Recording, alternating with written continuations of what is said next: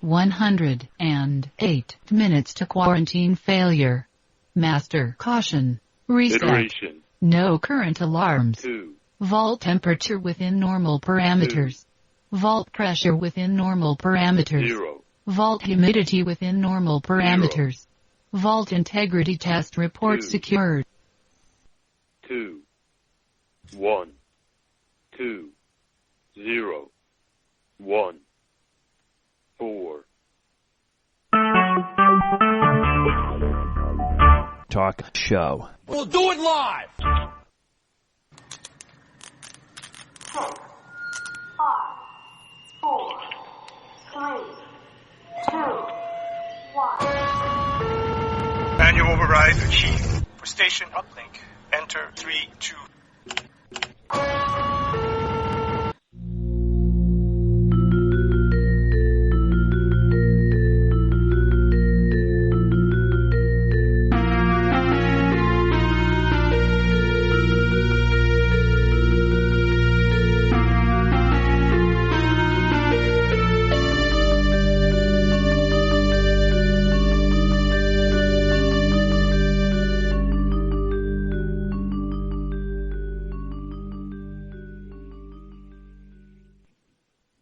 Hello, I'm Sergeant Drano, and you're listening to a communication from Station 7, or The Door. Station 7 is a sociological experiment in progress for members of the Dharma Initiative and fans of Lost and The Walking Dead. So we're going to go ahead and open up our lines for anyone who wants to communicate. Opening communications channel. Waiting. Well, Lost is over. Satellite uplink established. But it turns out Damon and Carlton's prediction was true. What's really fun is to actually have a character back who is dead, but isn't really dead. When someone dies on Lost, they're dead. And that's really it. Like, we're not trying to be sneaky and they're going to come back as a zombie. Year 7, you're going to regret that zombie comment. I am really going to regret that. Year 7 is actually, the subtitle is Lost Zombies. And it's just everybody who we've killed off over the years coming back and trying to eat. It'll be cool. It'll be like Stephen King. When there's no more room in hell, the dead will walk here.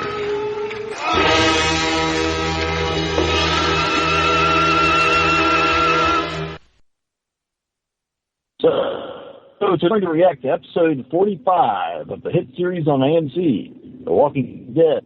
The title of the episode is Inmates. We'll rate the episode, critique things a bit, and follow that up with the Worker of the Week, Roger Ward, in our survival scenario. Next, we'll make some predictions for what we think might happen next. These predictions will be spoiler-free and will not make any reference to the comic book series that The Walking Dead is based on. Next, we'll compare and contrast between the TV series and the comics in our 3-minute spoiler section. Without further ado, let's get to it. First, a word from our sponsors. This week's episode is sponsored by the amazing Chinese shovel. Think it's just a shovel? No! It slices, dices, digs, picks, parries, pliers, screws, hammers. It's the only tool you'll ever need. Much more than a shovel. It's the amazing Chinese shovel. Okay, let's see who we got on the line for today. Incoming transmission from Mrs. Drano. Hey, Mrs. Drano, how you doing over there on the couch? You need more sponsors. I do need more sponsors. We're just a poor podcast, though. You know, that's for sure. You gotta appreciate what we can get there from the Chinese. Mm. They're gonna own the whole world one day, you know. Sorry. So. And how are you doing this fine evening? The wife. Peachy Keen. Peachy Keen. Okay. And who else we got? Incoming transmission from Methodic John. Hello. Hey, Methodic John. How are you doing? I'm great. How about you guys? Oh, not too bad. Not too bad. I guess you've weathered all your snow and ice from last week? Barely. Barely? More's coming, apparently. More's coming. Blah. How's that go? Where are you at again? I forget. Near DC-ish. Near DC. Oh. DC-ish. Well, I definitely wouldn't want to be there. See? You do not want to be there. I want to be there. You should, I want to say Mr. Bed is near DC. Yeah, he is. Yeah, you guys should visit each other. We talked about it before. Speaking of Mr. Bad, I think we got a Mr. Bad up there too, do we not? Incoming transmission from Mr. Bad. Speaking of the devil, Mr. Bad. How's it going there, buddy? It's going great, Sergeant. How are you? Oh, not too bad. When you, Methodic John's way north of me. Yes, I'm in Fairfax, just west of D.C. I think he's up near Baltimore, I thought. So you're like a rebel to his Yankee, I guess? Well, he's a Baltimorean, and I'm a invading Yankee, actually. A Baltimorean? What? Baltimorean. Baltimorean, okay. That's good. Okay, so it's like at least 6 hours away. I got you. Yeah, 6 hours. Yeah, it's a good 6 hour walk. Yeah. Okay, well, who's left up there? We got at least incoming transmission from Mr. Good. Hey, Mr. Good, how's it going? It is going well. What's going on, Sergeant Drano? Oh, the usual. A little of this, a little of that. Not too much of the other. How about yourself? Ooh, I have an arbitration tomorrow. Arbitration? Is that one of those things like when in the agreement where if you like sign up for a service and you automatically agree you can't sue them, you have to do arbitration first? Well, it's a hearing. I have to testify. You're exactly right. That's what it is. It's an administrative thing that you forego normal legal means into a things that were agreed upon beforehand. Mr. Bed sounds like he knows something about this. So this is probably, are you suing Mr. Good, Mr. Bed? No, he can't. He has to, he's in that good arbitration. It's over Michael. Speaking of which, have we got a Michael up there on the board? Incoming transmission from Michael. Hey, Michael, how's it going? Good. I'm glad to be here. Is your soul torn apart by this arbitration thing going on tomorrow between you and your father and your uncle? Yeah, it's been torn apart. Therefore, I am dead. Therefore, no comment.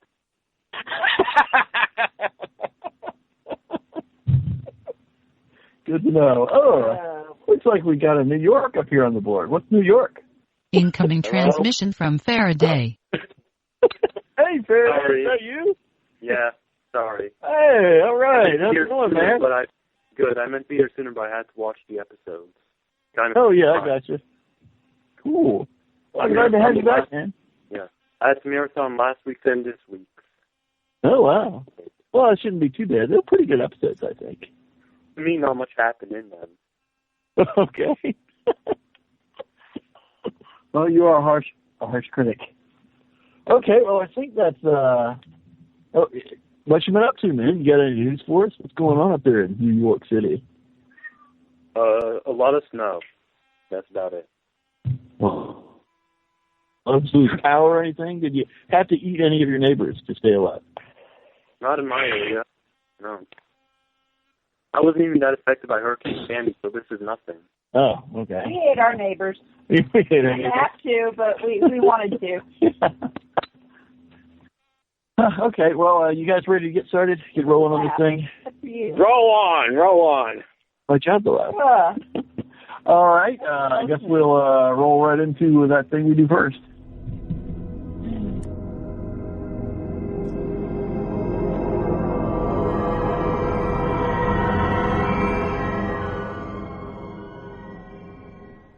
Okay, inmates.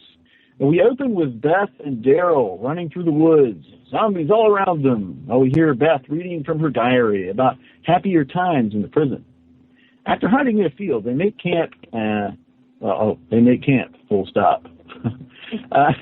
Daryl is sullen and quiet, a little bit emo, while Beth insists they should look for survivors.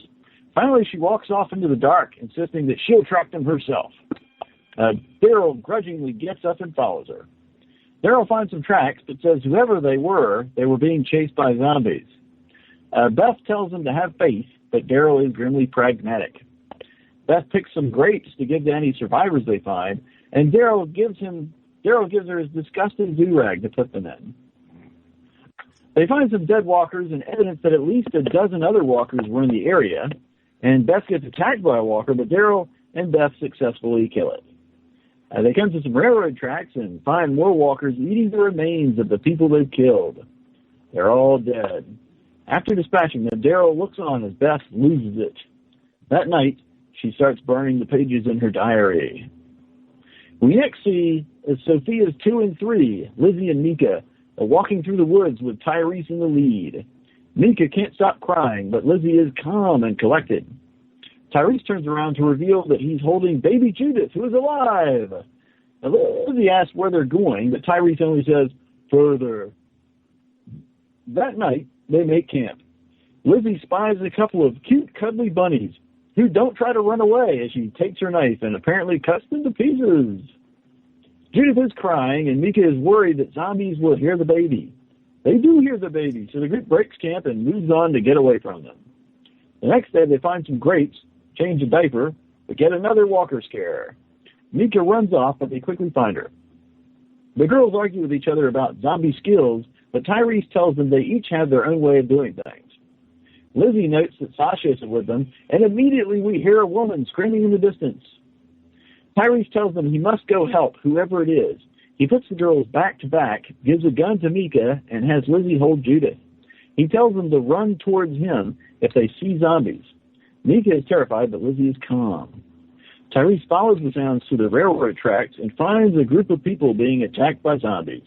It's the same group that Daryl will later find dead. Tyrese says, "It's hammer time," and leaps in to help. Meanwhile, Judith starts crying, and Mika is terrified the sound will bring walkers. Mika tells Lizzie to do something, so Lizzie puts her hand over Judith's mouth and nose and commences to smother that baby. Judith's tiny little arms scrabble frantically at Lizzie's hand, but she persists with grim determination. But zombies are coming in anyway. Instead of running like they were told to, the girls just stand there with Lizzie continuing to smother Judith. Finally, Mika shoots. Tyrese hears the shot, but is busy fighting zombies. He kills them all, but it's too late for the group. There's only one guy left, and he's bitten. Tyrese hears a familiar voice call his name. He turns, and it's Carol with the girls. Tyrese hugs her. The bitten guy tells them to stay on the tracks, and they'll find sanctuary, so they walk off down the railroad tracks, leaving the poor bastard to a slow and agonizing death. He'll eventually become a zombie that attacks Beth. Carol realizes that Tyrese doesn't know about her actions, or that Rick banished her. She spins a vague story about still being out looking for supplies when the prison was attacked. Carol says she saw the end of the attack, saw Tyrese and the girls go into the woods, and had been tracking them ever since. The group finds a sign advertising Sanctuary for All with a map marking a location designated Terminus. We next see the remains of Black Team with Sasha, Bob, and Maggie. Sasha wants to make camp, but Maggie insists on trying to track the prison bus and find Glenn. She walks off, and Bob has burned out wrecked Crown Victoria, while Bob is smiley and flirty. Sasha ain't having it. They find the prison bus sitting dead in the road. They approach it with dread, and it's full of walkers. Maggie insists she has to know if Glenn is inside.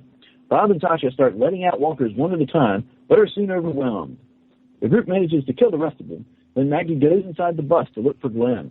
The last walker in the bus looks suspiciously Glenn-like from the rear as Maggie kills it and starts sobbing uncontrollably. We next see Glenn, alive, back at the prison. He regains consciousness on a blown-up elevated walkway. It looks like he may have been knocked out during the battle by one of the tank's shells. He yells for Maggie, but all he sees are zombies everywhere. He goes back inside and finds the prison deserted. He finds his riot armor in his cell, but then collapses on the bed. It's clear he's still weak from disease. He sees his picture of Maggie and decides to gear up and go find her. He gathers supplies and puts them in that big orange backpack that belongs to that poor hitchhiker that Rick left to die on the side of the road. He dons the riot armor and charges out to the zombies. He forces his way through the herd and then spots Tara hiding behind a fence. He starts to leave her, but then changes his mind. He tells Tara to come with him, but Tara tells him that she was one of the enemy. Glenn tells her he needs her help anyway, and Tara agrees. Together, they fight their way out of the prison. he heads down the road. They head down the road and pass the same burned-out Crown Vic that Black Team will later pass. Glenn asks Tara if she saw anybody else, and Tara tells him that she saw her sister Lily get swarmed by zombies in the field. Tara tells Glenn how she trusted the governor until he killed that old man. Glenn realizes she's talking about Herschel. Tara says she's a piece of shit and starts to walk off, but Glenn tells her he needs her help to find his wife. Glenn exposits that he got off the bus before it left, but Maggie didn't see. He says he has to have faith, like Herschel, that Maggie is still alive. Just then they get attacked by walkers. They beat them down, but then Glenn collapses unconscious from weakness. Tara manages to take out the last one as a large military truck drives up. 3 people get out, and their leader tells Tara, "You got a pretty mouth." At least that's how I remember it. Yeah, I have a problem. Oh, what's your problem, boy? You said they passed the same burned-out Crown Victoria? Yes. No, they threw the Molotov cocktail and made the burned-out Crown Victoria. Nice try. That's what I initially thought, but no, that is a completely different Crown Victoria that burned up. That is closer to the prison, yes. The one that threw the cocktail home was right outside the fence. And then after they go down the road for a while, and then there's one that's near the sign that says hitchhikers may be escaping inmates. That's down the road a piece. Yeah. All right. Yes. I also have nice try. Snake. Oh, yes. What you got there, Bird? You said Maggie was sobbing uncontrollably. If you were watching carefully, you would see that she was actually laughing. Couldn't really tell if she was laughing or crying. Yeah, that was kind of weird. It looked like, To me, it looked like she was she was laughing. So to me, it looked like she was laughing, so I knew that wasn't lying. Well, it also looks I to me think like, she was laughing because she knew it wasn't lying. I agree there, Dave. Well, to me earlier, it looked like after Daryl and Beth finds those guys dead, that Beth started sneezing uncontrollably. That was kind of odd. No, I think they kind of left it deliberately ambiguous as to whether Maggie was laughing or crying or maybe both, because they were still making it kind of, they're still trying to keep it kind of fuzzy as to whether or not she had just found... They're trying to trick us. Yeah, basically. They're trolling. For about 10 seconds when they switched right over to the line. Yeah. But that's not a sequence, so we don't really, we don't initially know whether, that Glenn... Well, it's trick us to think that Glenn is dead, but 10 seconds later they show him alive. That is true. For that 10 seconds, you're really wondering... Yeah, for that 10 seconds, you were like, oh no, is Rick really dead? Is he going to kill Carl now? No, I did think that Rick was dead. Now, thinking that he was. You were hoping that he was? So was Mr. Trano. Yeah, I docked last week's episode some points for not killing Rick. Would I give it like a 7 or an 8? You gave it a 9. No, I didn't. I give it like an 8. I think you gave it an 8. You gave it an 8. Oh, okay. Well, I gave it like our keeper of records gave it... I gave it an 8, making me the court reporter. Dead and then getting my hopes up and dashing. Let the record show that you gave it an 8. Yeah, let the record show I gave it an 8. Okay, well, speaking of giving things an 8, how do we feel about this episode? How many stars do you give this one, Mrs. Drano? I give it a 9.5. A 9.5. Yeah. Half a point for not having, what's her name? The little girl, Lizzie. Yeah. Actually follow through and totally smother Judith. Oh, good God. I gave it an 11 for that. Just for the hardcore. Someone else started to say something. Who's that? I just said, oh, God. They carried it on long enough that I almost thought they were going to do it. I'm like, are they really going to do it? Are they really going to do it? Are they really going here? This is amazing. And then they didn't do it. But, okay, so how many stars would you give it, Mr. Bad? You say Mr. Bad? I did. I'll give it a 9. I have a couple of nits, but I thought it was a great episode. I really liked Beth and Daryl. I thought Beth really had, this was the longest part, acting part that she's had in the whole show. And I think she played well against a really silent Daryl. He was very not menacing, but he was very forlorn or ruminating. He was ruminating. Kind of unlike Daryl until recently. Usually he's one of the more positive ones. Well, I think he has been really beaten down. I think the news about Carol upset him because that really shook his whole world. Carol's gone. Everybody at the prison, he's either dead or in all different directions. And he killed a lot of people. And so he can't be happy too much about that. They were just suckers following the governor. Okay, how about you, Faraday? What kind of non-numerical rating would you give this episode? Mediocre. Mediocre. My goodness. They did not cover 5 hours in the entire episode. Virtually nothing happened. More happened in the first episode, which was just Rick and Paul staying in a single house. Then I thought there were some good zombie kills in this one. Yeah. Really? No character development? Yeah, I thought there was a ton of character development. I would agree with you. I thought there was a strong theme too.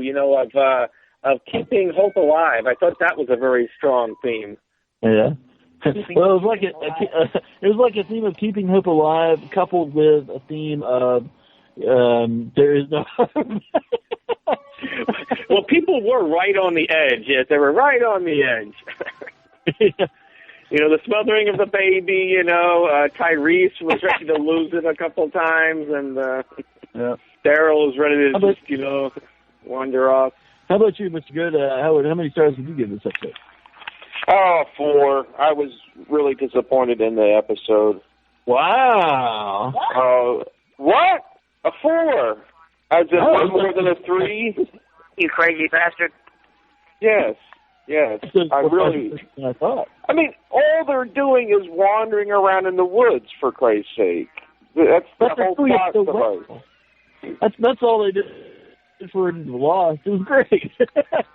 And I really didn't like, her smothering the baby. I was like, what the hell? Where did that come from? Came from MASH. Don't you remember that episode in MASH where they smother the baby and Hawkeye goes all insane? Oh, did Hawkeye smother a baby? He was in a bus with a bunch of Korean refugees when the Chinese come by, and some woman smothers a baby.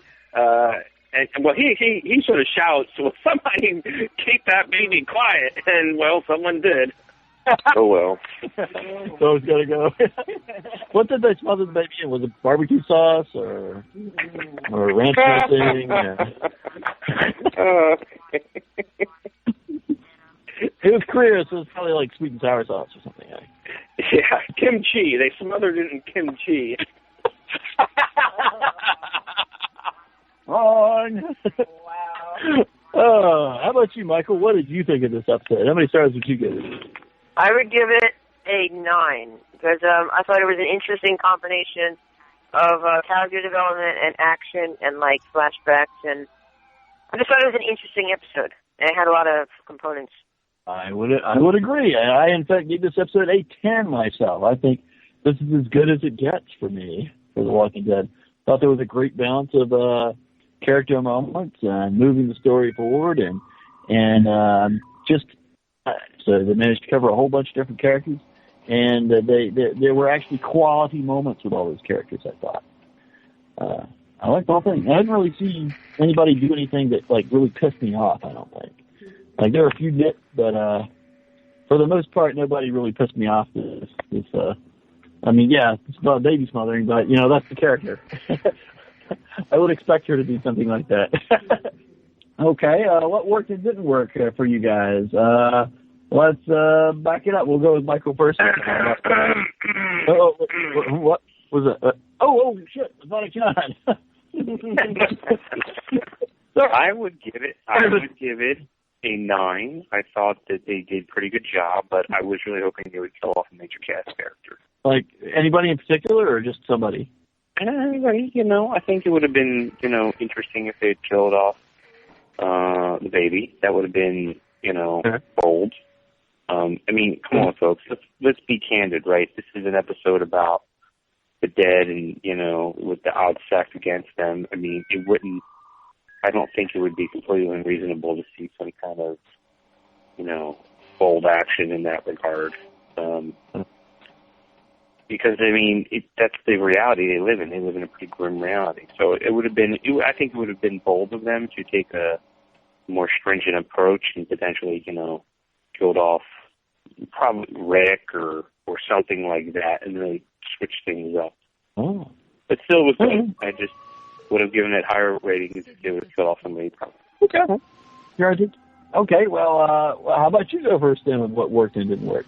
All right. I thought what worked was I think they did a good job of kind of building up suspense with respect to the bus. I thought that was pretty well executed, and, I didn't feel like it was a real given one way or the other. Again, I think I was hoping a major character would have died.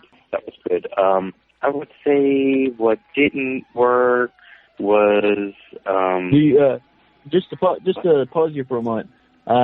Everybody, do you guys think they were like purposely trying to make us think that last zombie was Glenn? Yes. Yeah. Oh, yeah. It was the same shirt and same hair. Yeah. Yeah, he had the hair. Yeah. Okay, proceed on. And I mean, I think the only thing that I would say kind of didn't work is right now I can't think of anything that didn't work. I'm sure someone will be more. Well, not killing the baby, right? They didn't. That's fine. Yeah. I mean, I thought a lot about that. I know that would have been polarizing, but I really think if they would have killed the baby, it probably would have boosted their ratings long term. I really think it would have been No, I'm serious. I really think if they would have killed the baby, that would have been smart of them.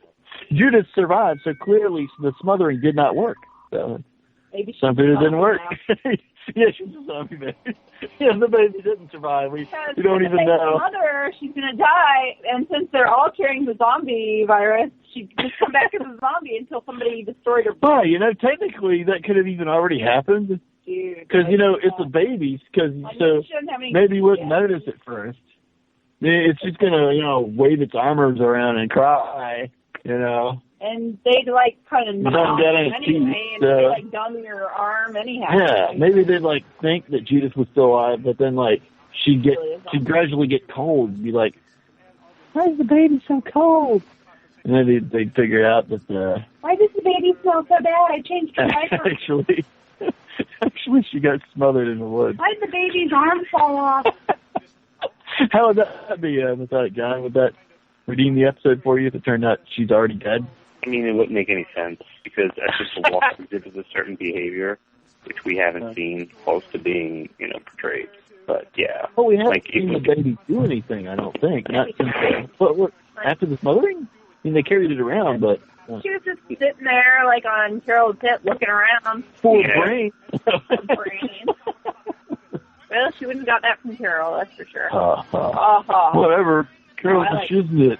Oh, no, you didn't. Okay, Michael, what worked and didn't work for you this episode? Well, I'll just start with what didn't work. I really liked the episode, but I just didn't understand. You could probably prove this, but why didn't Glenn have his riot gear on during the prison attack, or was he not on the front line or something? Well, he was on the bus, and then he got off the bus to try to help, and I guess it was just the middle of that question. The reason why is because everyone was already outside. So instead of running in to grab gear to run back out, they just dealt with the situation that they had. Yeah. Okay. So yeah, that's about it. Besides the smothering of a baby, I mean, it's a child. She's probably pretty uninformed. So that's that. What I did like though, what I thought worked, I thought the flashbacks really worked. How they kind of had the characters almost tracking each other. I thought that was pretty cool. I like the voiceovers at the beginning with Beth. Yeah. And I like the cliffhanger at the end with those people. Yeah. That's all great. I love that stuff. Okay, cool. Good. What worked and didn't work? I didn't like Tyrese leaving the baby in the woods. That didn't make any sense to me. I thought that was silly. Glenn, I thought he got mobbed, and the idea that 30 or 20 of those things couldn't pull him down, or nobody bit him, even through his gear. Oh, you mean when he first ran out of the prison and was like... Yeah, with his gear on. Yeah. And just, I don't know, just the general romp in the woods, like they're on some kind of picnic or something. I'm not really happy with the writing in this particular episode. Oh, wow. Well, they just took Carol and just magically stuck her in with no explanation. Hey, you're back. Hello, you're back. So, I don't know. I kind of feel like it fulfills. I kind of feel like this is a nod towards my prediction that. Yes, I was going to say the sergeant had predicted that Carol was going to be hovering around the prison and would show up very shortly. Yes. Yes, that she wouldn't leave those kids behind that she promised to look after. Well, she trained the one well into a psychotic killer. Not well enough. Not well enough. Yeah, she couldn't kill a helpless baby with given the time allotted. See, her mistake was smothering. She should have just gone for the neck break. Neck break. Hey, crack. Okay. With a knife. The thing is, it would have been obvious. You had to make it look like an accident. I accidentally dropped the baby while we were running from the zombies. Yeah. I might. Well, you're out to kill this baby, aren't you? Holy crap! Yeah, it's not convenient in the zombie apocalypse. They're too loud and they don't contribute anything. Boy, you definitely get the. They definitely did a good job of driving home just how much of a problem that would be trying to care for a baby on the road with zombies all around you. The thing's constantly drawing zombies in on you.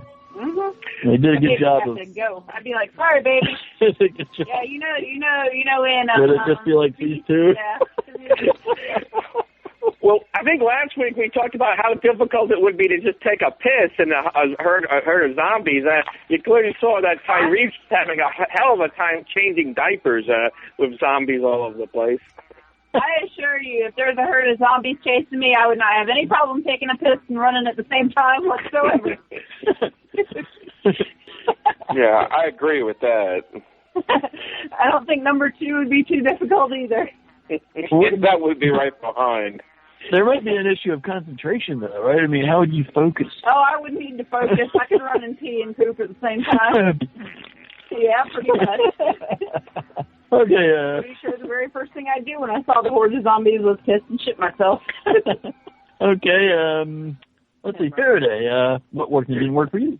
I don't know, this entire episode just felt weak. It may be based on what I remember. It may what I remember about the show, or maybe based on what I'm used to watching on the off season. Mm-hmm. The only thing that really struck me was already mentioned, why they would bother leave the kids by themselves instead of bringing them with you. Why they would bother trying to kill the baby, and why Carol just appeared out of nowhere. She's like a ghost. I guess Ninja Carol. The way I figured it was just like coincidental that Carol happened to catch up with them at that point. It was just like a lucky break there. Well, she said later that she saw him go into the woods after the battle, but they were far away, and she tried to follow him, but initially lost him and then picked up their trail again. Yeah, so it was just kind of dumb luck there, but she caught up to them at that point. She is like Schrödinger's cat. She is everywhere yet nowhere. There you go. Be alive is she dead? And there's like the issue of leaving the kids. I mean, if you're going to run towards where somebody is screaming in like mortal agony or terror or whatever, you probably don't want to bring the kids to where the actual like where the shit's going down, basically. Yeah, I mean, better to kind of try to keep them sort of hidden, stashed off to the side. Yeah, I can kind of understand that, really. I mean, if you're going to go to where somebody's screaming, clearly there's zombies there, and there's not zombies right where you're at right now. So Stay quiet and people watch out. What'd you say, Faraday? Let's say something happens like this. You are forced back because there are too many. You're separated even further and you cannot meet up. So you effectively just abandon the kids in the wild and only defend themselves, pay for one gun, and invade to eat later. Story is a zombie apocalypse. Any scenario is going to have some risks associated with it. What do you think? What would you have done if you were Tyrese in that situation, Faraday? I would have said, come with me, just stay in the shadow. Okay. Reasonable. Say, stay here, I'll be about a click in that direction. Scream if you need me. I'll be a kilometer over that away. I don't think he was that far. Here's a smoke grenade. Red smoke for problems, green smoke for good. Oh boy. Okay. It's Mr. Bad. I think you're it, Mr. Bad. Okay, I'm the it guy. I really loved it. I'm going to be in agreement with Michael. I really like the overlapping paths and timelines that the different groups took over the same terrain. I thought that was really nice. It reminded me a little bit of Pulp Fiction, how they did. Exactly. Yeah, that was cool. And like I said before, I thought Beth was amazing. I really liked how she played off a very brooding and dark Daryl. And I thought, like Michael said, the diary, with her voices, and I didn't, until you pointed it out, Sergeant, I didn't notice that she burned the pages of her diary. So I'm wondering at the significance of that, but I really loved it. I thought I liked the theme of keeping hope alive, and it was, hope was hanging by its fingernails when that young girl was smothering the baby. I really thought she was going to smother the baby. Very fortuitous that Carol showed up. It's like the little struggling arms there. Yes. Good infant acting there. It's the Shakespearean method. They actually do smother it. That's what I liked. I had a couple of nits, which I mentioned to you before. Otherwise, I just want to say how hot Herschel's daughters were. Beth and Maggie were both smoking hot in this episode, and they both had very, tour de force sort of performances. Is it legal for you to say that about Beth? Beth's like 12. No, Beth is actually 27 years old. That's the actress. Well, she's 27, Hey, there's grass on the field. I'm just saying, I think they were both beautiful women, and they had great opportunities in this episode that really showcase. Because Beth, has been a small part. I loved her singing, but here I thought, her interacting with Daryl and the diary really were great. But my nits real quickly were, I mentioned, I thought the bus, everybody just conveniently dying on the bus, like bus just stops and everybody turns into a zombie, That just seems a little forced. It's how the writers get rid of excess characters. We don't know that everybody that was on the bus died. We just know that everybody that remained in the bus was a zombie. That's true. That makes sense. Maybe some people got out and managed to shut the doors and run away or something. But there were an awful lot of zombies. Yeah, there were a lot of zombies in there. But you would think if one person who had been bitten or whatever had gotten in on that bus or whatever and started and turned to a zombie and started biting people, could turn pretty quickly. Maybe. I mean, if in a situation like that, with people trying to get off the bus, I'd expect to see the doors left open, or they were just fleeing the area, but all the doors on the bus were closed. Well, if they use the exit, they could close it behind them. That is true. They might do that too. The other thing I was thinking is, if they stopped on the road for the night and decided to stay in the bus for safety reasons, and then somebody that was on the bus died during the night and turned, I could see a lot of people getting killed off that way during the night. Yeah. But at the same time, it seems like that bus wasn't really that far down the road from the prison. Mm-hmm. And with that battle having just taken place, I wouldn't expect them to drive half a mile down the road and just stop in the middle of the road like that. stopping in the middle of the road. You think they would have pulled off at, a little secluded place, and Unless they wanted to be visible for... Do we know what the rendezvous point was supposed to be? Was there a rendezvous point? I don't think there was. To be fair, this happened months ago. But if I'm remembering correctly, they said something about go down this road and everybody meets up there. Yeah, I kind of remember something like that. It seems to be against what the writers are doing right now. I don't know. I kind of feel like I agree with you. I just can't remember the specifics. Like you say, it's been a long time. Maybe where the bus stop is where one of those caches is. The only other thing I really liked, I just want to mention, I liked that scene where Glenn had the riot gear on and you saw the perspective through his clouded visor. I thought that was very nice. Yeah, it's pretty great. Yeah, it's pretty cute. I like that too. The only other nit I had was I thought it was also very convenient that Glenn collapses right before the other characters showed up, they packed a lot into one episode. They kept the pace going. The buzz I can understand. They wanted to get rid of spare characters, and they wanted to give Maggie an emotional scene, about is Glenn alive or dead. So, it's a nit. I gave it a 9. Other people can stress it, and I can't disagree. But for me, I was able to pass over it. It was a flaming arrow moment. Yes. Well, meet by the river or the creek. Yes. Yeah. All right. And for me, let's see what worked. I loved all the character moments. I loved Beth's diary reading, contrasting with the Glenn situation. I liked the suspense on Glenn's fate. The suspense on Glenn's fate.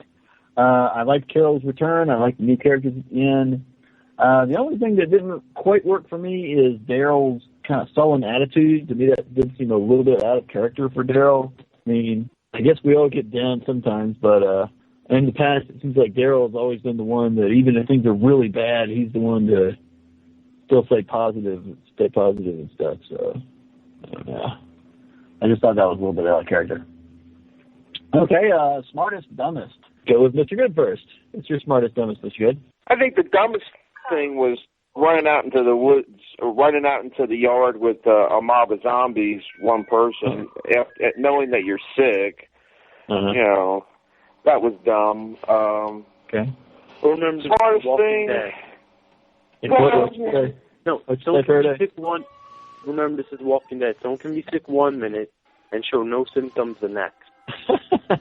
Kind of like season 3. All right. You were saying, Mr. Good? I can't think of anything I liked. I mean, I have notes and everything, but I just can't think of anything that really stands out that I liked in this episode. You didn't like Beth's acting or the diary? Well, no, not really. No. This thing, smartest, dumbest, did anybody do anything smart? Not really. I mean, what's his face? Tyrese was like the Hulk. Smash with the hammer! Smash! I think Mr. Good's mind has turned to a sponge because he's watching too much The Good Wife. The Good Wife? That's my 2 cents. Faraday Night. What's your smartest, dumbest? Dumbest, probably leaving the kids by themselves. Because if something happens which forces you to leave them behind, they just abandon them. Yeah. Smartest, pass. Okay. That's not me saying that nobody did anything smart.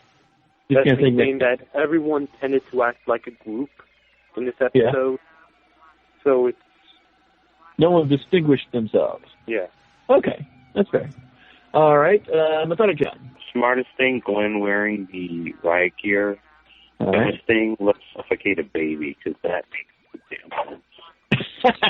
Okay. Because that's really going to help the species survive. Just say. Well, if the zombies come and eat you and the baby, see, then you can't repopulate the planet. Yeah, because that doesn't. I mean, I'd be down for some heavy. Representatives of that genetic line. when everybody's pairing up and stuff, we need more diversity. It's like that giraffe they killed in Denmark or whatever because they had too many examples of that genetic line. Wow. giraffe eugenics? Yeah, pretty much. Giraffe eugenics. They took it to the giraffe showers with no water. No, they fucking shot it with a bolt gun in the head. They used their final solution for giraffes. And they dissected it and fed it to the lions. Wow. Pretty hardcore. Well, by that logic, my brother should be, shitting in his pants. Why is that? Well, you're obviously the weak link. What do we need another, we don't need another identical Bab. We have the better example. God had forethought. He could see that he had made a mistake, and he was doing his damnedest to try to make amends. Mm-hmm. Which one of you is slightly older? I am. Mr. Good. Mr. Good. 15 minutes. Oh, my goodness, the whole 15 minutes. Wow. Oh, yeah, they rolled her out took her out of the room. Okay. All right.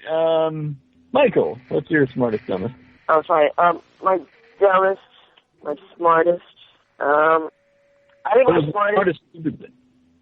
I think my smartest was that they ended up following that trail because I really don't want them there in the woods. It just seems that the walkers can just sneak up on you. You know what I mean? Yes, yes. I mean, there's definitely other smart things I could have, but that's just what I'm thinking of right now. And my dumbest, I would say, would probably be, let's just say the baby getting smothered. I think, like, if they have a baby, they should teach him when he's crying, you should do this, like, as a troubleshoot or something, instead of just smothering him. Yeah, good luck teaching a several-month-old baby not to cry. They're talking about teaching the girls. You're talking about teaching the girls to quiet the baby without actually cutting off all its air. I had to quiet the baby. Fairies don't know how to change those. Who's going to teach them? Fairies can't even make the baby shut up. What do you want? What do you want, baby? Still trying to teach us with I don't know. What'd you say, Faraday? But you would also have to try to teach us to a sociopath. Yeah. The person whose first thought when a baby cries is to smother it. Well, this is true. It just occurred to me that you should be able to make a zombie-proof baby capsule, and a soundproof one, too. You take some ductwork and some duct tape, an old vacuum hose, so that the baby has air, and, that muffles it, and then you can just lay the baby down. It's got tin duct tape. They won't be able to get through that. Here's the two problems with that. First, if it's soundproof, you need to change it and feed it. Second, if it's soundproof, you cannot get air into it because that means there's a completely closed vacuum, so it will just suffocate. Well, it's sound dampening. I thank you for clarifying. Just like silencers don't silence guns, they dampen it. It would just dampen the sound. What about when you need to open it to feed it or change it? No, they should make several of them and put them in caches all over the took my line. I was just going to say a little forethought, and they could have had all this equipment in the cache. That's not what I'm getting at. When you initially open it in order to get the food and change the diapers in there, sound will start escaping again, regardless of how many you have. Well, you have a hose up top for air, another hose for food, and a hose at the bottom to drain out the refuse. That's how it works. Yeah. Mm-hmm. Is there anyone that opened this capsule? Can I draw a picture of this, please? Yeah, we need somebody to draw a picture of the zombie-proof baby capsule, and we can use that for the cover art or something. We need a diagram with vacuum hoses. For how this would work. Oh, my goodness. Well, we can have a contest.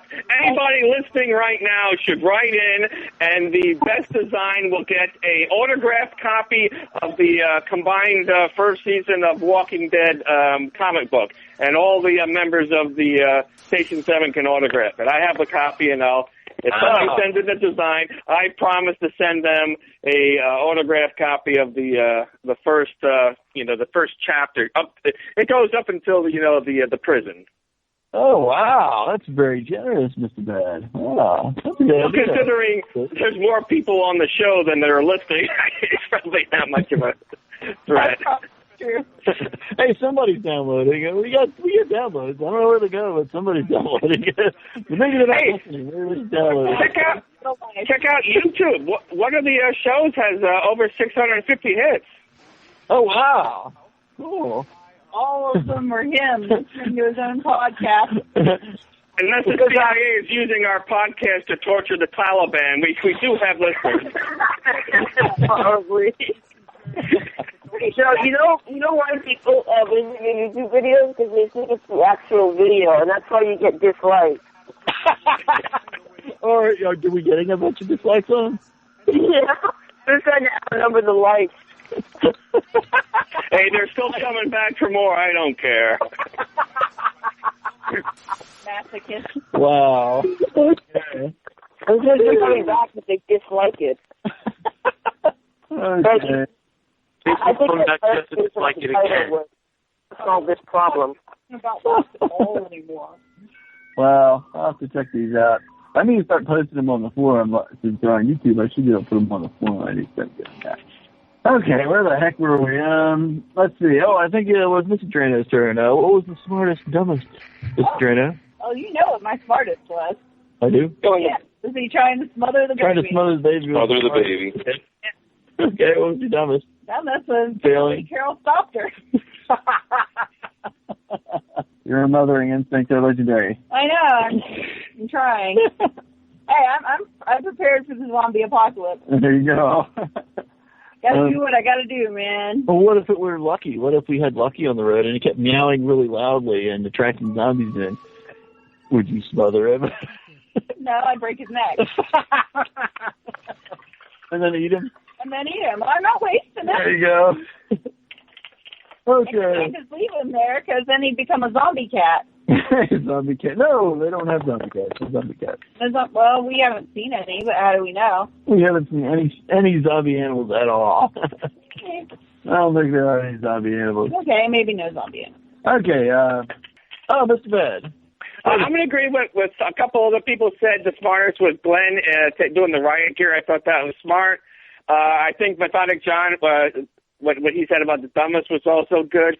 I thought Lily was pretty stupid and dumb, mouthing off to strangers. She it's like in zombie apocalypse. Maybe the first thing you shouldn't try to piss off the people you meet. Lily, I think Lily's dead. Oh, I'm sorry, Tara. Lily's sister, Tara. Yes. Ah, okay. Sorry, I meant to say Tara. I had Lily's sister down, but but from Mr. Bad's point of view, the absolutely dumbest thing was Daryl pissing off Beth, the most beautiful single unattached woman in the zombie apocalypse, by saying it's pretty hard there. I'm just saying, when he said, when Beth was trying to say you have to have faith, a little hope, and Daryl says, well, what did faith do for Herschel, When in fact, that's the whole point, his sacrifice and his dedication, that's all about keeping faith and hope and humanity alive in the zombie apocalypse. So are you shipping Daryl and Beth now, or are you on Team Death? Team Beth. I want Beth all to myself. Daryl can go chase Carol down for all I care. I'll take Daryl. You'll take Daryl? I'll take Daryl. So you guys aren't shipping Team Death? Oh, okay. No, that's weird, dude. She's like way too young for him. That's just 30. She's like, what, about 11? Well, I think she's supposed to be... Maybe Beth and... I think she's supposed to be at least 16, maybe 17. I think she's supposed to be 17, but she's actually 27, so... Yeah, whatever. Beth and Carl. Beth can make a man out of Carl. Oh, boy. Smartest, dumbest. My smartest is Tyrese putting the girls back to back and instructing them to run if they actually do see zombies. I thought that was pretty smart. And my dumbest is leaving the bitten guy behind to turn into a zombie, which then eventually attacked Beth. I thought that was pretty dumb. What questions did this episode raise? I guess we still don't really know where everybody is now because all the different scenes took place at different times. So, I mean, I guess we don't really know where everybody's actually at. We just know at some point they were still alive doing something. Based on how the sequences were shown, I can assume that at the end of each sequence, they went back to the night of which they left. Because if you notice, went back to the what? To the night of which the first sequence started. If you notice, it started with Beryl and Beth. They found the graves. They found the body. Then it went to another group. And when it gets to Tyrese, you saw how they got to that point. So I think they just shown it within the same 5 hours. It did seem kind of like reverse chronology, I think. Each story, like, we went back a little more. But, of course, we don't know where Glenn is. I guess he's with that group. Well, from what little we saw, everyone except Glenn, their sequence started at night. Yep. And then it lasted till morning. So we can assume that it all happened at the same time period. They just went back to the exact point at which the last sequence started. Could be. Yeah. You know, I didn't actually keep track of all the nights and days. I wish I had now. I guess one obvious question is these new people that have just showed up at the end. I'm sure some of us who are familiar with comics probably know who these people are, but a lot of the rest of us probably don't know who these people are. How many of you guys know who these 3 people are? I'm curious. These new people. The guy who came out of the truck, Larry the Cable Guy. I think he's right.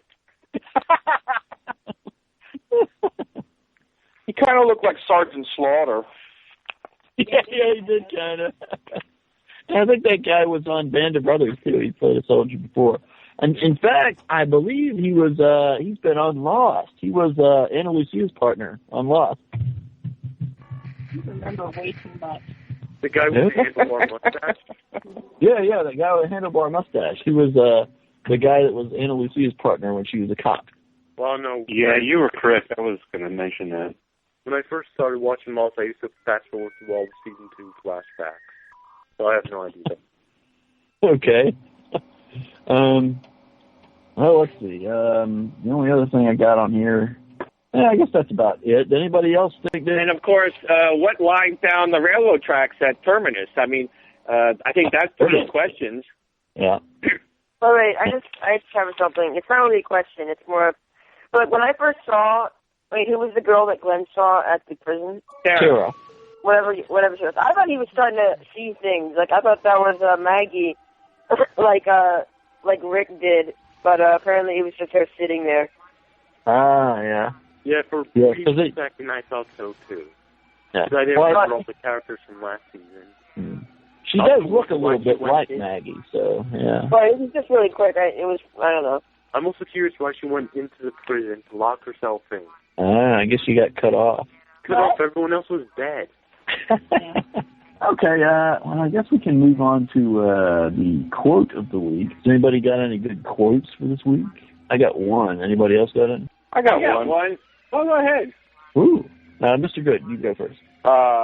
From her diary, she said it was easier just to be afraid.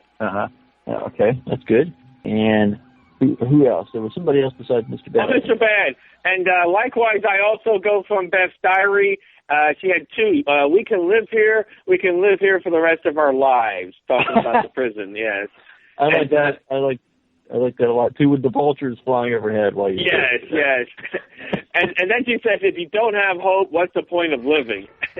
That's all the quotes. Okay, I guess we're ready to go into the Walker of the Week. Okay, this is a segment where we each give our favorite Walker of the Week, or give our award to a character who we think behaved no better than a Walker. So who gets your Walker of the Week? I'm going to talk, John. The girl that suffocated the baby. I can't remember her name now. Lucy. Faraday. Walker of the Week is the one who acts no better than a Walker, right? Yeah, either your favorite Walker or a person who acted no better than a Walker. In which case, I give it to the baby Judith. All she did was attract zombies the entire episode. That's nice. I'm gonna agree with you. Yeah, that's mine as well. Okay, all right. How about you, Michael? I am going to give it to the first zombie that you see along the tracks with the railroad. That is, I think 42 minutes of quarantine failure. And he's we don't see him, and he's like eating up the guts and gore, and he's like his face is all mutilated, And like his neck's bitten out. I think it was the guy that got bit. Oh, okay. Yeah, the one that later turned into a zombie. Yeah, but yeah, he was pretty bloody. It was pretty funny to watch. Pretty funny. Okay, cool. Mr. Bed. I'm going to agree with Methodic John all the way and say that Lizzie trying to smother the baby was the Walker of the Week. Okay, and Mr. Good. I liked the zombie that got its head smashed against the bus and left a really nice red blotch of blood on the side of the bus. Yeah, there were some really good zombie head smushes this episode. Like really graphic. Yeah, I think that what's her name smashed the one in with the butt of the rifle like 50 times after it was like smashed. Yeah, that's pretty good. Yeah, Tara. Yeah, gave that head in pretty good there. Yeah. Since I missed last week's, can I also give a Walker for last week? You may. What you got? The Walker who failed to bite Carl despite having his mouth poised at his leg for an amount of time.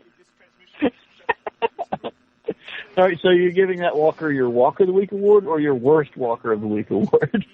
Why not both? Why not both? Why not indeed? Yes, very good. There's actually no reason why Carl should not have been bitten at that time. I tend to agree. I tend to agree with that. He was really poised for a long time there. Because the zombie was waiting for the chocolate filling. The zombie was stopped by Carl's plot armor. Yeah, pretty much. Let's see. I'll also give the award to Lizzie. What? Okay. Sorry, I mean, let's face it. She did try to kill a baby. Epically, but still. That's everybody, right? I don't think I missed anybody, did I? I guess not. Okay, Roger Award. Roger. Roger! And there's a lot to get done before you can afford to lose me. Roger. We got this, man. We got this by the ass. Roger, move! Let's go, baby. You all right? Perfect, baby. Perfect. Roger! Roger, what's it? Dennis, whoa!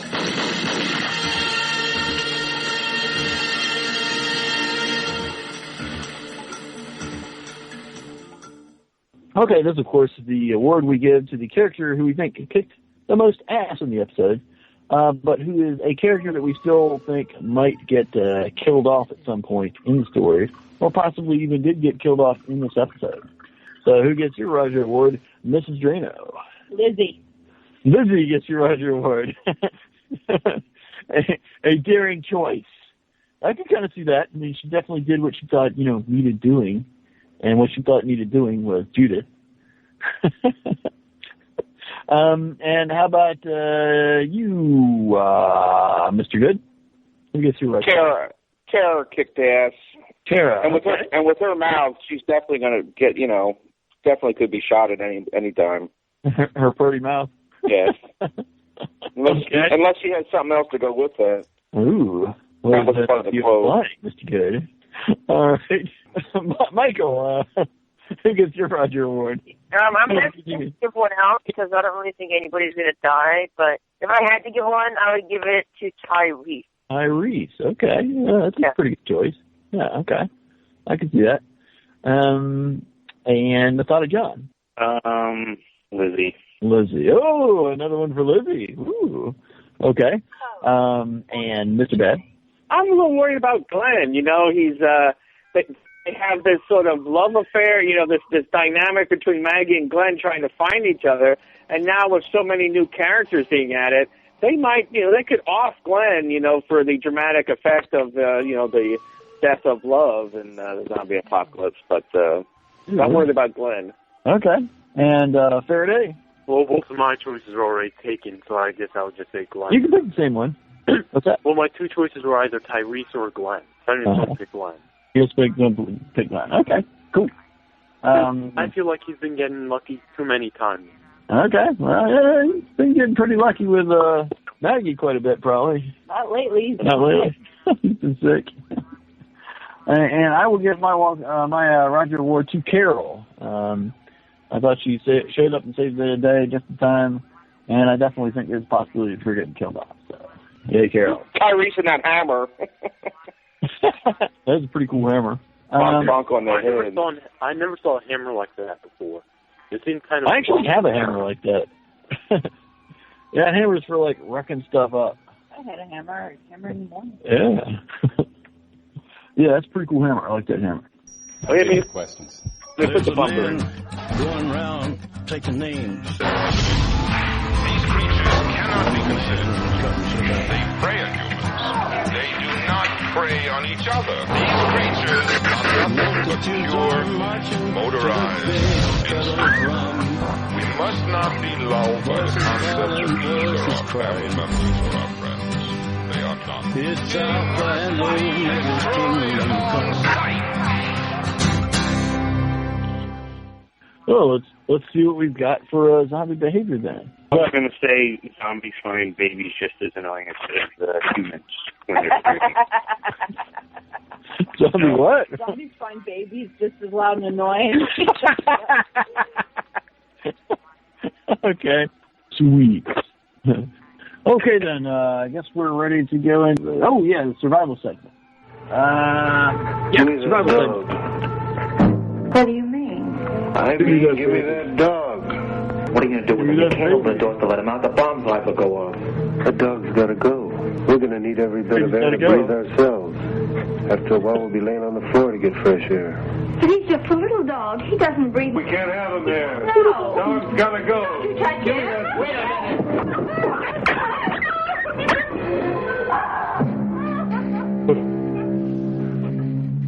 Won't do you any good to cry. It's all over. A little while you'll be thanking me. Get rid of that dog's going to help an awful lot. Oh, my God. You'll be glad we don't have that extra pair of lungs when you're laying here gasping for breath. For this week's segment, we're going to say that you each are Tyrese, and you discover, you find out the truth about what Carol did. So you basically just kind of saved your butt a little bit, saved those two girls, you're hooked up together, and you gave her a hug and all that, but at some point in the near future, he finds out that she killed his girlfriend because she was sick. So you're Tyrese, you just found out she killed your girlfriend. What do you do? What do you do, Faraday? You know, to be honest, I'm not sure if he's going to be more angry at Rick or angry at her. Because Rick didn't tell him anything. That's true. Although he was going to right before the tank attacked. That is also true. I don't know how the character thinks, although I could see it turning out as him being more angry at Rick. Oh, okay. All right. What do you think, Mr. Bad? What would you do in this situation? It's hammer time!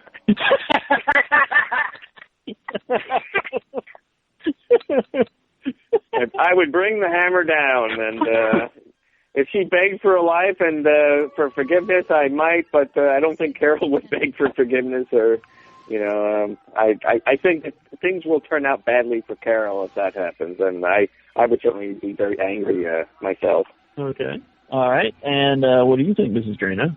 Yeah, I'm seconding that one. You would hammer Carol in the face with your big old Absolutely. frame hammer? With the pointy end. Okay. Pointy. All right. And how about you, Mr. Good? Isn't there any room for forgiveness in this zombie apocalypse? No.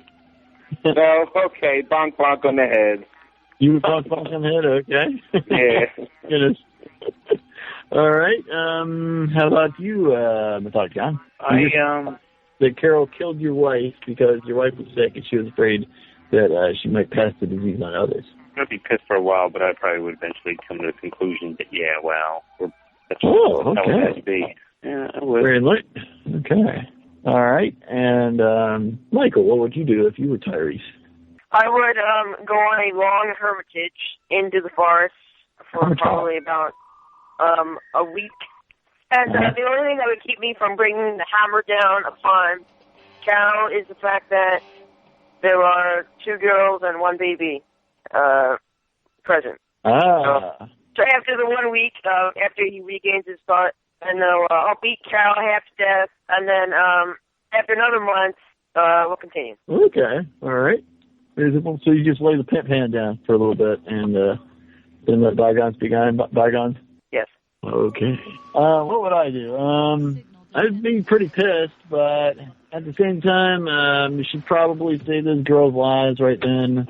So I guess I'd try to put my feelings aside and just try to think pragmatically and just kind of move on with the present Dave. situation. What? Thanks for avenging You were sick. You could have made everybody else sick. Thanks for avenging me, asshole. Okay, maybe I'll lay the pin man. Pin man, Yeah, a little bit. Pin man. Yeah, you gotta at least lay some pin pads.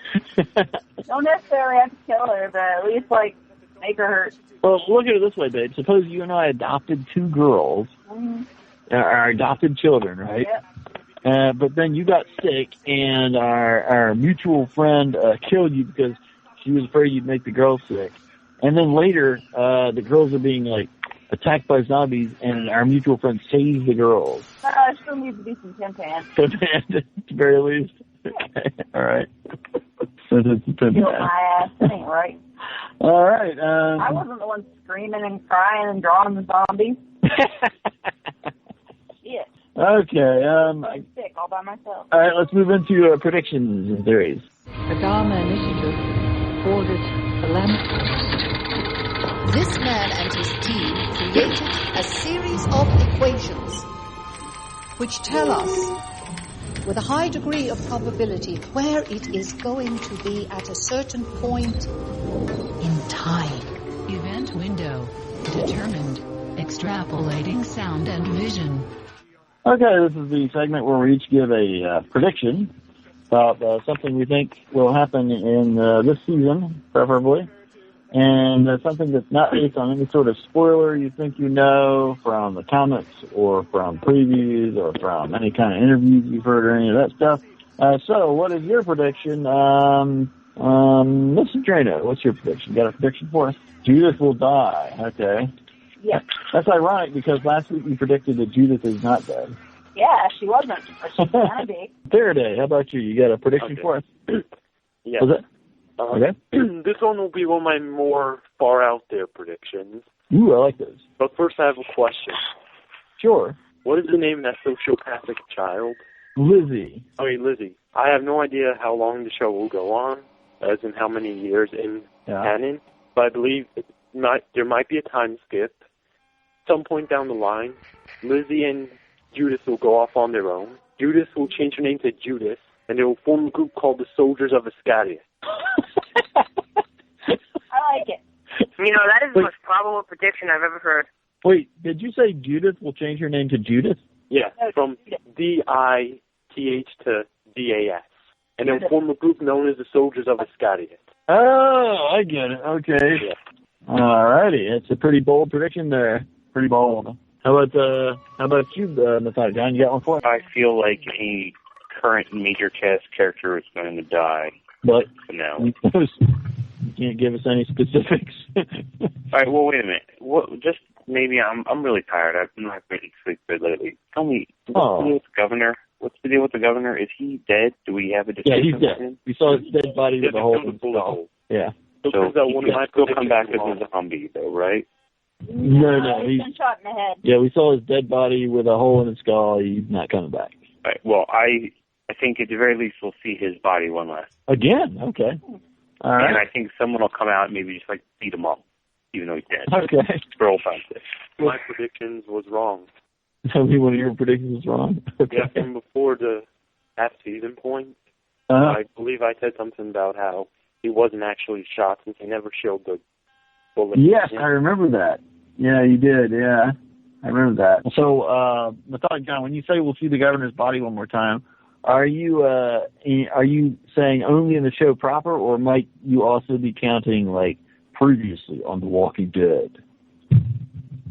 I mean in the show proper. I just feel like I honestly feel like his I don't know, his death wasn't memorable enough. I feel like someone will go out of their way to like go past him one more time and beat him up.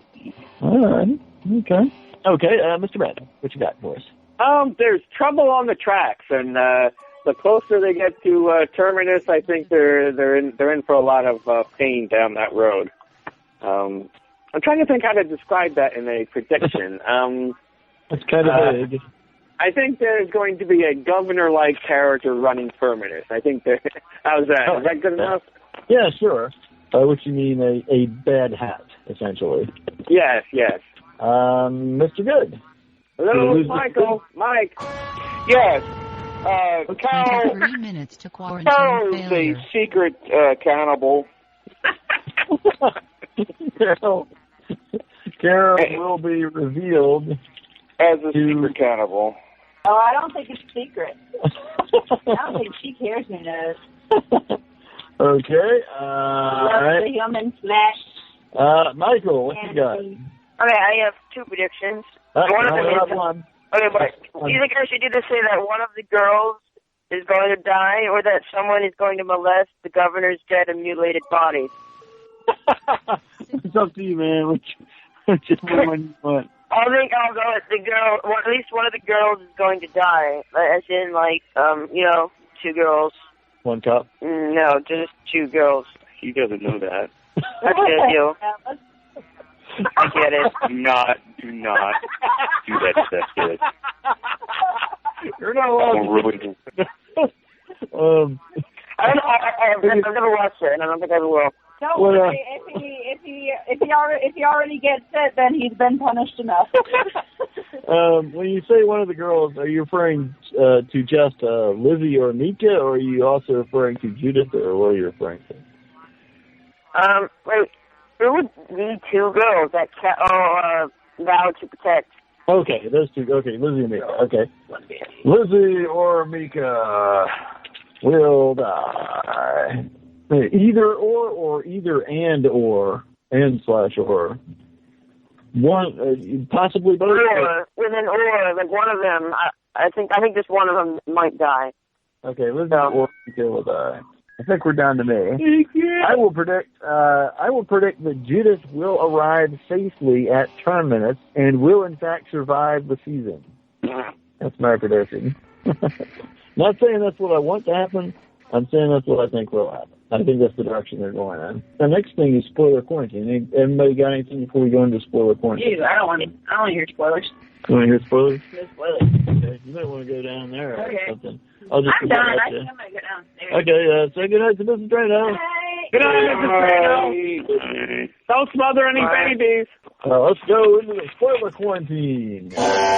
Initiating spoiler quarantine. Okay. I guess the first question is... Go. What was that? Who? What? Somebody say something? Oh, sorry, I'm just looking for the cat. Oh, okay. Methodic John, you sent me something that you claimed was a spoiler. Were you serious or were you joking?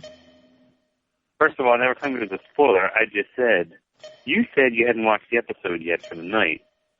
Oh, okay.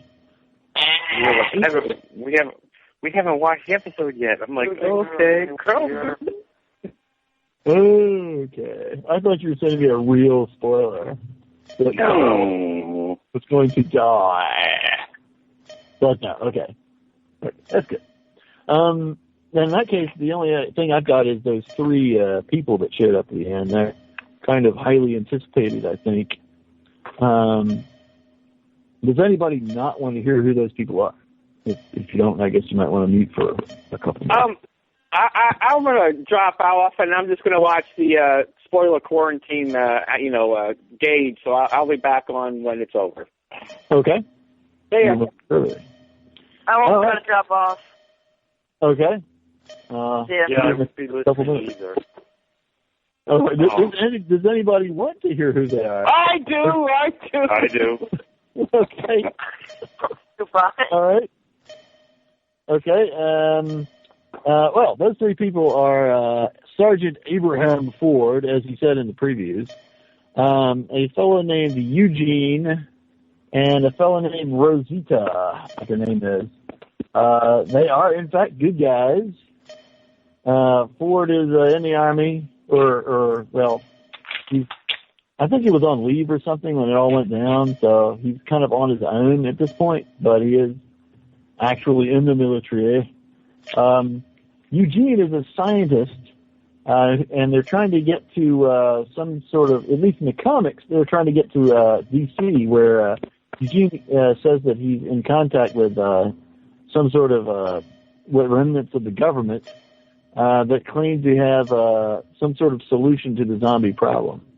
And Rosita Rosita is the sergeant's girlfriend, basically. That's who they are. But Abraham in particular is a pretty kick-ass character. So a lot of 15 seconds to quarantine failure. And he looks just, and they did a pretty good job making him look like he's from the kind of 7, 6, 5, 4, 3, 2, 1. 16 minutes to quarantine failure. That's pretty, really well coordinated. Okay, we're back into the regular section of the show, and that is the last segment I have anything on. Does anybody have any final thoughts for the episode before we wrap it up? Anybody? Mr. Bad, I just thought that it was a great show, and I'm again very happy to talk to everybody. It was really great having so many people on the show sharing their thoughts. Yeah, it was a powerhouse showing tonight. Does anybody know the name of next week's episode? Yes, it's Claimed. It's called. It's called Claimed. Called a really cryptic title for an episode called Claimed. So this is the episode where the Man in Black finally shows up. Yeah. Revealing that he's messing around and everything. Minutes to quarantine failure. Okay, well, as always, thanks you guys for joining us. It was a pleasure having you. To everyone else out there, it's time to say, if, as Karen DeGroot herself has written, a careful observation is the only key to true and complete awareness. Your next tour of duty will last 1 week. During that time, you will observe The Walking Dead, a sociological experiment in progress. What is the nature of the experiment, you might ask? What do these subjects believe they are accomplishing as they struggle to smother a baby? Perhaps you, as the observer, can find out. Each time your hate mail is filled with the fruits of your diligent observation, send it to station7, the door, @gmail.com, and presto, it will be transported directly to us. Or you can leave us a voicemail at 252-377-1087. Give us your initial reaction, or Roger Award, or Walker of the Week. We'd love to get all that stuff from you. And you can also find us at losttv-forum.com. We're on iTunes, of course. We also have our own YouTube channel where we're putting episodes up as well. What's that channel called again, Mr. Ben? Station 7, The Annex, all one word. Okay. Well, we can check that out as well. And that's really all I've got. Thanks for joining us. And on behalf of the DeGroots, Alvar Hanso, Hans van Agen, and all of us at the Dharma Initiative, thank you. Namaste. And good luck.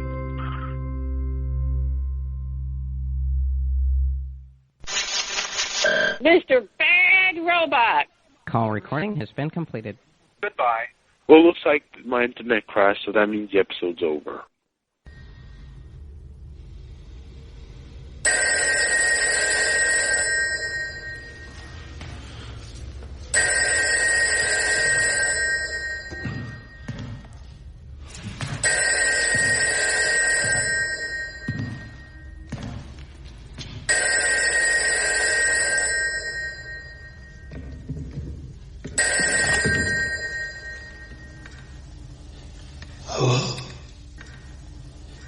Hey there, Sheriff Rick. This is Big Tiny.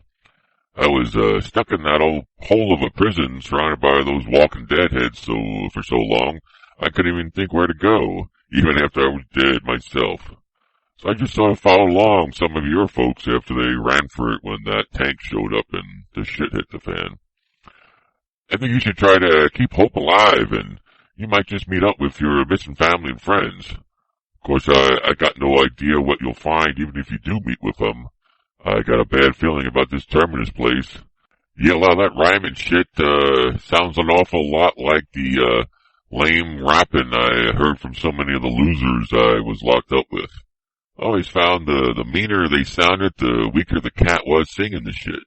And whenever they come off all happy and sweet, well, they tended to be sly, nasty pieces of work. Now me, I never dug rap anyway. I was always an old R&B man myself. And you know, this fella Otis done helped me turn an old favorite of mine into a song about someone close to you. Hope you find him real soon. Hit it, Otis.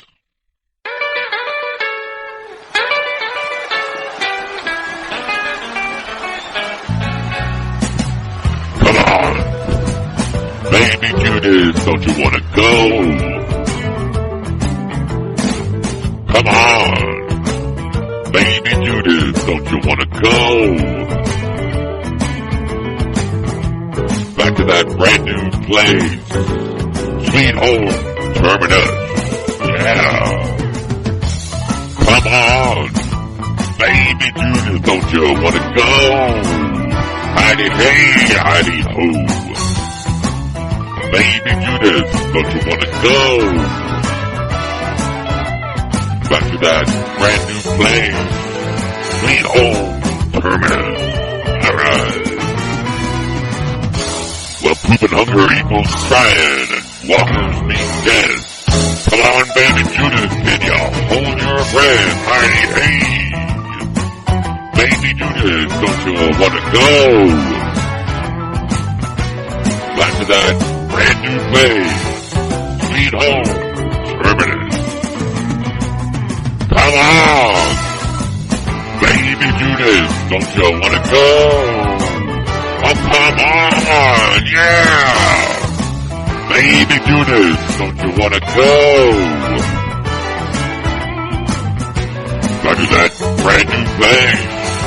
Sweet home, Terminus.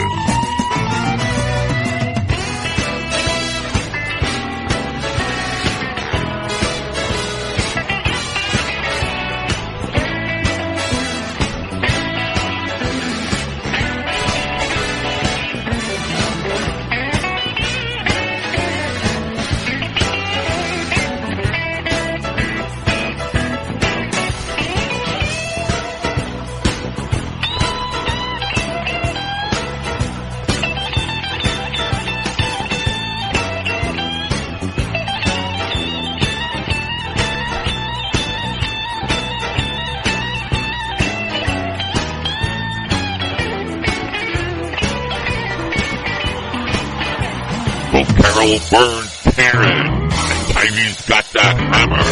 Look there, baby Judas, we can't go back to that glamour. Hidey hey. Baby Judas, don't you want to go?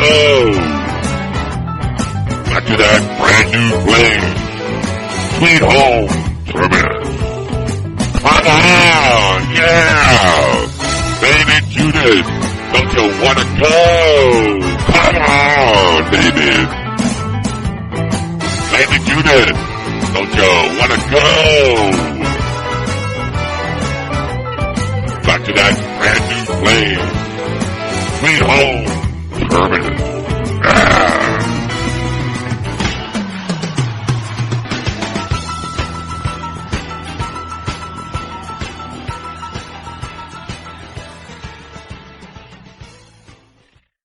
Big Tiny has left the prison. Finally.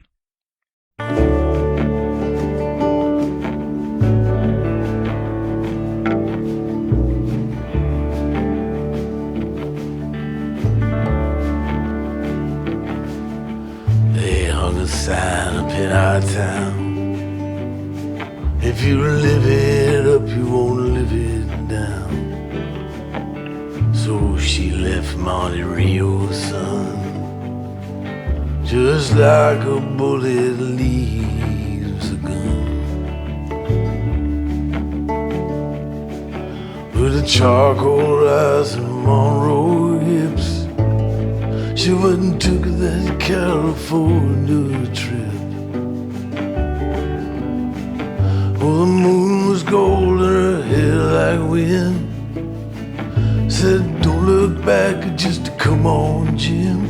Oh, you got to hold on, hold on. You got to hold on, take my hand, standing right here, you got to hold on.